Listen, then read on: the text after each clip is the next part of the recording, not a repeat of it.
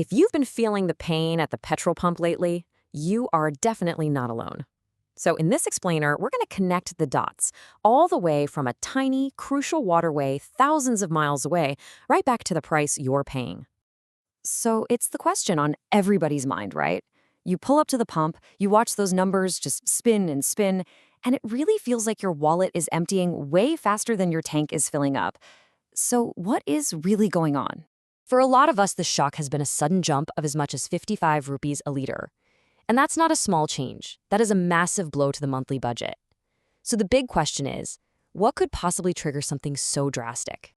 Well, to find the answer, we have to look way beyond our local stations. The story actually starts thousands of miles away, in a tiny but incredibly important stretch of water that basically acts as the world's energy choke point. This right here is the Strait of Hormuz. You can think of it as an absolutely essential shortcut for the world's giant oil tankers. I mean, if this strait didn't exist, those ships would have to take a much, much longer and way more expensive route. And more time and more fuel for the journey just means a higher cost for the oil, long before it ever gets to you. And this quote just powerfully says it all. Experts, they don't mince words. They call it the jugular vein of the world economy. And why? Because if this one single passage gets blocked, the flow of energy that powers our entire world gets cut off, and the global economy could, well, effectively bleed out. The numbers here are just mind-blowing.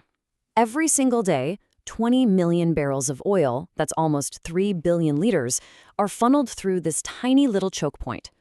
Any disruption, even a small one, sends these immediate, massive shockwaves all through the global markets. So to really get a handle on the scale of this crisis, we need to understand how this one single commodity became the literal heartbeat of our modern world. So let's take a quick look at the rise of oil. For a long time, coal was king. But then in 1859, oil was successfully drilled in the US.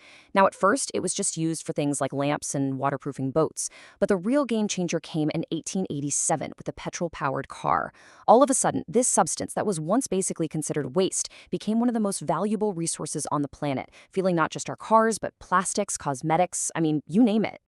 And this chart, wow. It really puts oil's dominance into perspective. See, it's not just one of our energy sources. At 34%, it is the single largest source of energy for the entire planet. It literally powers our civilization, which is exactly why any supply disruption is such a huge deal. And here's why it holds on to that top spot. Sure, coal is cheap, but it's inefficient and pretty dirty. Gas is cleaner, but you need these massive, really expensive pipeline networks to move it around.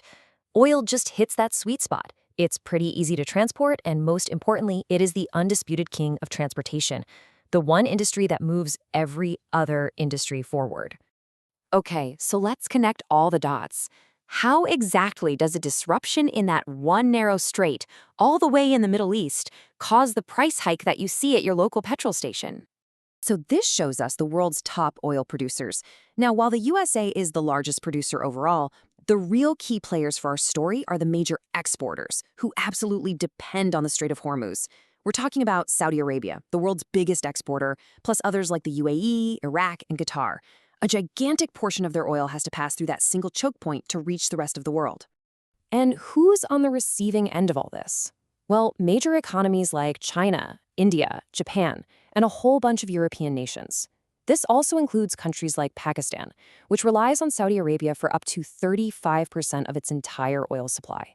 They are all completely dependent on the safe and reliable passage of those tankers through the strait. And really, it all just boils down to this. We live in a global village. We are all connected. So when that jugular vein gets squeezed, even for a little bit, the entire supply chain fractures. Uncertainty goes through the roof, supply gets tight, and prices for everyone, everywhere, go up. The impact is direct and it is immediate. So when you're faced with a huge global issue like this, it's really easy to feel, powerless. But let's try to shift our perspective from the giant global problem to what we can actually control, our own personal actions. It's so tempting to get caught up in the blame game, pointing fingers at governments or other countries, but let's be real, that's not going to change the numbers at the pump. The real question, the crucial one, is what practical steps can you take right now to manage the impact on your own life? And this lays out a really clear path forward, built on simple but incredibly powerful habits. It starts at home with a household budget. It extends to our commute, when we carpool or use public transit. It's about being mindful consumers, avoiding those impulse buys. And critically, it's about being responsible citizens, rejecting hoarding and refusing to support people who try to exploit a crisis. Each of these small actions helps build a kind of financial resilience that will serve us long after these prices stabilize. And that really leaves us with one final thought. Times like these, they're a test. They force us to ask what really matters. Is our greatest benefit found just in our individual bank accounts, or is it found in strengthening our communities, practicing responsible citizenship, and building a more resilient nation together?